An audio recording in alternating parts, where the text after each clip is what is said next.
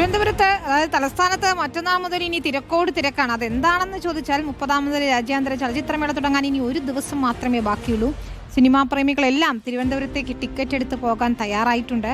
ഇപ്പോൾ തലസ്ഥാനത്ത് ഒരുക്കങ്ങൾ എങ്ങനെയാണെന്ന് നോക്കാം. സിനിമാ പ്രേമികൾക്ക് വിരുന്നൊരുക്കി 30ാമത് അന്താരാഷ്ട്ര ചലച്ചിത്രമേളയ്ക്ക് തുടക്കമാകാൻ ഇനി ഒരു നാൾ മാത്രമാണ് ബാക്കിയുള്ളത്.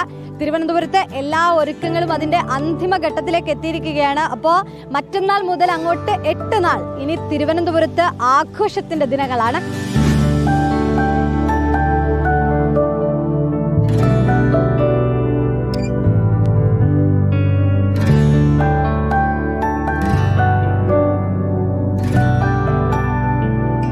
എപ്പോഴും IFFK എത്തുന്ന സിനിമകൾ പോലെ തന്നെ വ്യത്യസ്തമാണ് IFFK വേദികൾ ഒരുക്കുന്നതും.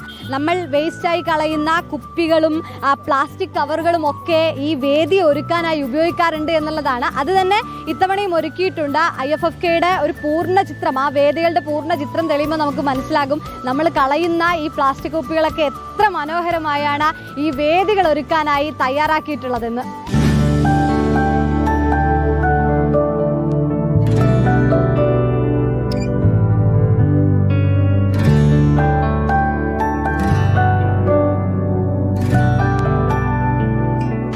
രാജ്യങ്ങളിൽ നിന്നായി 200-ൽ പരം സിനിമകളാണ് ഇത്തവണ IFFKയിൽ പ്രദർശനത്തിനെത്തുന്നത്. കഴിഞ്ഞ തവണത്തേക്കാൾ 30 സിനിമകൾ അധികമുണ്ടെന്നൊരു പ്രത്യേകതയുണ്ട്. ഒപ്പം തന്നെ ഒരു തിയേറ്റർ അധികമായി നൽകുകയും ചെയ്തിട്ടുണ്ട്. ഏതായാലും IFFK തുടങ്ങുന്നത് മറ്റന്നാളാണെങ്കിൽ നമ്മുടെ കുട്ടികളൊക്കെ ഇന്ന് തന്നെ എത്തിയിട്ടുണ്ടെന്ന് തോന്നുന്നു. IFFKയുടെ ത്രില്ലിലാണോ? ഉറപ്പായിട്ടും ത്രില്ലാണ്. നമ്മൾ ഈ IFFK വരുന്നവർക്ക് നമ്മൾ ഡെലിഗേറ്റ് സെല്ലിൽ ഡ്യൂട്ടിക്കാണ് നമ്മളിവിടെ വന്നിട്ടുള്ളത്.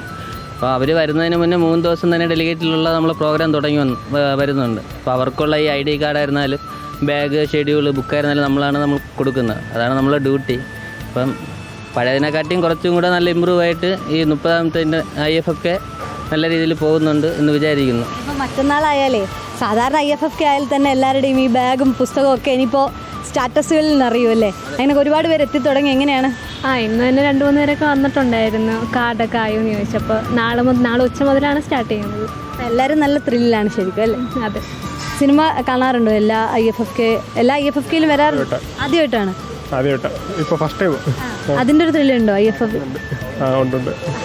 ഏതായാലും അത് ആളുകളൊക്കെ വന്ന് തുടങ്ങുന്നുണ്ട്. ഈ പറഞ്ഞതുപോലെ ഈ പാസ്സൊക്കെ വാങ്ങിക്കാനൊക്കെ ആയി എത്തുന്ന ആളുകളുമുണ്ട്. ഏതായാലും അപ്പോൾ ആ ആളുകളെല്ലാം അറിയാൻ വേണ്ടിയിട്ടാണ് മറ്റന്നാൾ വൈകുന്നേരമാണ് ഈ കനകക്കുന്ന് നിശാഗന്ധിയിൽ വെച്ച ഉദ്ഘാടനം ഔദ്യോഗികമായി തിരിതെളിയുന്നത്. ശേഷം അങ്ങോട്ടുള്ള 7 ദിവസം പിന്നീട് അങ്ങോട്ട് വിവിധ പരിപാടികൾ, സിനിമകൾ തുടങ്ങി ഒരു മാമാങ്കം തന്നെയായിരിക്കും. സ്വാഭാവികമായും ഒത്തുകൂടലിൻ്റെയും സിനിമകളുടെയും എല്ലാത്തിൻ്റെയും ഒരു സംഗമം കൂടി ആയി മാറും ഈ IFFK എന്നുള്ളത് തന്നെയാണ്. വീഡിയോ ജേർണലിസ്റ്റ് വിജിത്തൂർ കടവിനൊപ്പം റിപ്പോർട്ടർ സുനിഷ യെല്ലൂർ, ഇൻ റിപ്പോർട്ടർ, തിരുവനന്തപുരം.